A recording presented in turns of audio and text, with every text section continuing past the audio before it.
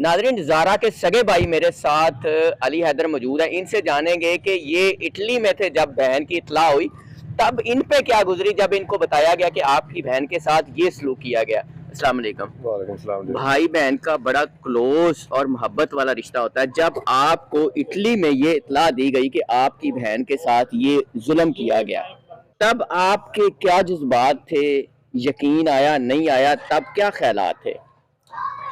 जी sir जी, ਜਦੋਂ ਨਾ ਤੁਹਾਨੂੰ ਦੱਸਿਆ ਨਾ ਮਸਲਾ ਕਿ ਤੁਹਾਡੀ ਸਿਸਟਰ ਘਰ ਕੋਲ ਨਹੀਂ ਹੈ, ਜੋ ਨਾਲ ਇਲਜ਼ਾਮ ਲਾਇਆ ਮੇਰੇ ਸਿਸਟਰ ਤੇ, ਮੈਂ ਉਸ ਟਾਈਮ ਉਹਨਾਂ ਕਹਿ ਰਿਹਾ ਮੈਂ ਝੂਠੇ ਇਲਜ਼ਾਮ ਲਾ ਰਹੇ ਨੇ, ਸਾਨੂੰ ਯਕੀਨ ਹੈ ਆਪਣੀ ਭੈਣ ਤੇ। मेरी बहन पे इस तरह का इल्जाम जो जी है जितना गंदा लगाया, हाँ जी, ये वाली कोई बात नहीं। ये ऐसी पहले कोई ये बात इल्जाम लगाया गया कि वो किसी के साथ चलेगी। जी जी। उसके बाद उसके जब बाद आपको ये पता चला कि मेरी बहन को इस तरह टुकड़े करके मार दिया गया है, उदों वो साडी तब इत्तला हुई दूसरे दिन? ਨਹੀਂ, ਮੈਂ ਨਿਕਲ ਆਇਆ 에ਅਰਪੋਰਟ ਤੇ ਜਦੋਂ ਦੱਸਿਆ ਉਹਨਾਂ ਕਿ ਇਹ ਕੰਮ ਹੋ ਚੁੱਕਿਆ, ਮੈਂ ਪਹਿਲੇ ਨਿਕਲ ਆਇਆ ਸਾਂ ਤੇ ਕੀ ਕਰ ਸਕਦਾ ਸਰ ਜੀ, ਬਹੁਤ ਮੁਸ਼ਕਲ ਵਕਤ ਸੀ। ਉਹ ਵੀ ਮੁਸ਼ਕਲ ਇਹ ਕਿਹੜਾ ਆसान ਸਾਡੇ ਸੇ। जब आपके वालिद साहब ने बताया कि मैंने ज़ारा के टुकड़ों में जब आपके वालिद साहब ने बताया कि मैंने ज़ारा की डेड बॉडी टुकड़ों में देखी है, तब आपने भी देखी या आपने सुनने के बाद क्या मतलब आपकी बहन आपके साथ बड़ा टाइम गुजरा, जी जी। तब क्या दिल पे तकलीफ पहुंची? कितना को दुख हुआ, कितना को गुस्सा आया? गुस्सा होना कि सर जी बस समझ लो कि ਕੁਝ ਰਿਹਾ ਹੀ ਕੋਈ ਨਹੀਂ ਸਾਡੇ ਸੇ। ਸਾਡੀ ਕੋਈ ਭੈਣ ਸੀ ਤੇ ਸਾਡੇ ਕੋਲ ਵੀ ਸਮਝ ਲੈ ਜਾਣ, ਸਾਡੇ ਕੋਲ ਸਮਝ ਲਓ ਖਾ ਗਏ ਸਾਡੀ ਭੈਣ ਨੂੰ ਬਿਲकुल ਹੀ। टुकड़े करके मारना ਸਰ किन्ना को तकलीफ दे, किन्ना को जुल्म है।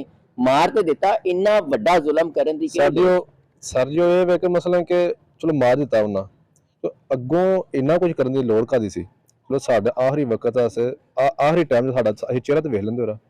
चेहरा भी नहीं देखा?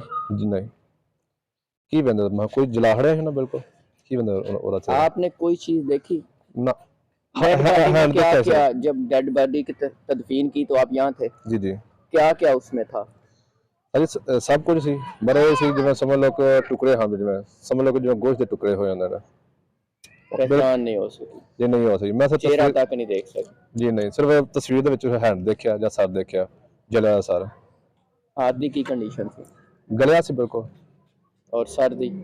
सर बिल्कुल ब्लैक सी, मतलब कि हड्डी सिर्फ नीरी, और कुछ नहीं।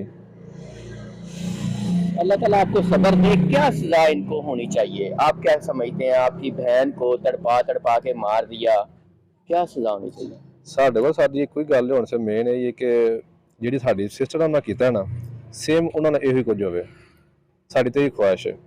बहन ने कभी आपके साथ कोई फरमाइश की आज तक?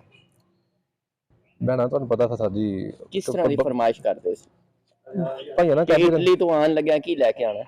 ਦੇਖੋ ਸੌ ਮੈਂ ਭੈਣਾਂ ਦੀ ਖੁਆਇਸ਼ ਹੁੰਦੀ, ਸਾਡਾ ਭਰਾ ਆ ਰਿਹਾ ਜੋ ਵੀ ਮਤਲਬ ਕਿ ਸਭ ਹਰ ਚੀਜ਼ ਦੀ ਖੁਆਇਸ਼ ਕਰ ਲੈਂਦੀ ਸੀ, कितना प्यार आपसे करती थी?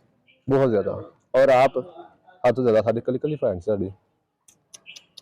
बहुत शुक्रिया नाजरीन। सगा भाई आपने देख लिया, उसके जज्बात जान लिए, क्या गुजर रही है, बस वो आंसू हैं जो छुपाए हुए हैं। क्या कुछ आपको बताएं कि किस करब से गुजर रहे हैं। अल्लाह ताला इनको सब्र दे, हिम्मत दे, और आप भी ज़ारा के लिए दुआ करें। इजाज़त दीजिए, अल्लाह निगहबान।